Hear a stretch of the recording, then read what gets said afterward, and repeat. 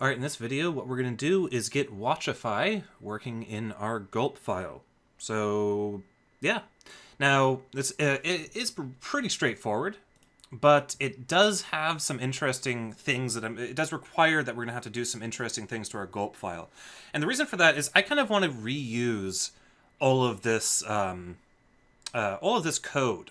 I kind of want to reuse our configuration of Browserify, both when we do our Watchify and also when we do our production build. So I'm going to kind of factor this out into a function that returns a bundler for us that we can then use or modify depending on if we're in production development or if we're watching. So I'm just going to go ahead and take all of this code up here at the top and select it and then cut it out. Then here, down here at the bottom, I'm going to say function create bundler, and it'll take a parameter, and the parameter is going to be, let's do is debug. And then I'll paste it in here. And the two changes I'm going to be making here right now is the debug parameter is going to be is debug. So we can set whether or not we want source maps, for example. And then down here at the bottom, I'm going to say return bundler. So now we have a fully, once we invoke this function, we'll have a fully configured bundler object. So now, up here at the top, I'm going to modify my dev scripts to simply say, instead of bundler.bundle, I'll say create bundler true.bundle. And that's that. So now let's go ahead and do our watch task. Now to do our watch task, we're going to need to have Watchify imported. So make sure that you've added that, you've npm installed that, and you've imported it here at the top. Then I'm going to scroll down to our dev watch. And for dev watch, I'm just going to nuke this line that watches our scripts. We're not going to use Gulp's watching capabilities. We're going to use Watchify instead.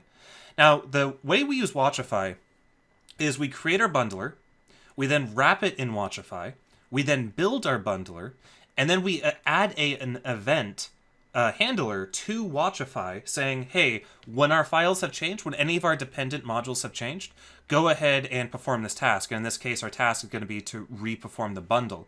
And because we're going to be taking great care to reuse the same bundler object, Browserify is going to give us incremental builds that'll be substantially faster than invoking Browserify itself all of the time. So let's see what that looks like. I'm going to say const bundler equals create bundler true. And then I'm going to create a little nested function in here. It's going to be called, build bundle. And build bundle is simply going to say return bundler.bundle. And then we're going to pipe it into source. And we're going to use bundle.js. Maybe at this point you would take bundle.js and put it into a constant at the top of the file, like what we've seen before. But I'm not going to worry about it here. I'm just going to keep everything kind of localized. Then we're going to pipe it into buffer, which is unneeded here anyway. And then we'll go ahead and pipe it into gulp.dest and pass it into public and build. And so that's our build bundle function. So then I'm going to go ahead and attach Watchify into it. So I'm going to say const watcher equals Watchify bundler. Then I'm going to say watcher on update. And I'm going to say when a dependent module has changed, go ahead and console log out building, and then go ahead and say build bundle. Then here at the, I'll go ahead and attach another event. I'm going to say watcher on time, and I'm going to say console log done. Now, the time function does accept a parameter, and that's the time in milliseconds. So I'll say time in, or build time in milliseconds. Whenever working with a time parameter, time variable, I always like specifying the unit that we're using. And we'll just go ahead and say built in build time in milliseconds. Now, the last thing we're going to do is incredibly important, and that is we are going to invoke build bundle. Now, we could return build bundle as well if we wanted to. So, build bundle, actually, we don't want to return it. Build bundle is important because Watchify will only start watching files after a bundle has been built. Because think about it this way, Watchify watches our modules and our dependent modules. How would it know which modules are which dependent modules to actually watch if we haven't already ran our Browserify manually. What's also interesting about this is I can go ahead and when we do dev watch, instead of invoking dev here, we'll want to just invoke our dev styles. And the reason for that is build bundle is going to build all of our scripts for us. So we don't need to have dev watch depending on the dev task. Instead, we just want to build our styles because we don't want to build our scripts. This would result in our scripts being built twice. Once for the dependent task, the dev task, and then once again once we build it here. All right, so now that we have that going, let's go ahead and gulp dev watch. So for this, I'm gonna nuke this, and I'm gonna get rid of that that console log on our CSS transform.